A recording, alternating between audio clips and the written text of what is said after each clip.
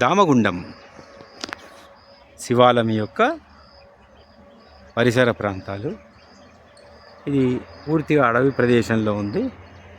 వికారాబాద్ అడవులలో, వికారాబాద్ నుంచి 10 కిలోమీటర్ల దూరంలో ఉంది. ఇందులో శివాలయం ఒక పాండ్ కొలువులో ఉండడం గమనిస్తాము. ఇది ప్రవేశించేటువంటి ప్లేస్, స్టార్టింగ్ ప్లేస్. ఇలా నీళ్ళలో నడుచుకుంటూ వెళ్ళాలి. ఆ కనిపించే గుడియే ఈ దామరగూడెం శివాలయం, దామరగుండం శివాలయం. చుట్టూ కొలను, పాండ్ మధ్యలో ఉంటుంది. ఇది ఈ నడిచే విధానంలో చేపలు కూడా ఉండడం గమనించవచ్చు. మంచి ఆహ్లాదకరమైనటువంటి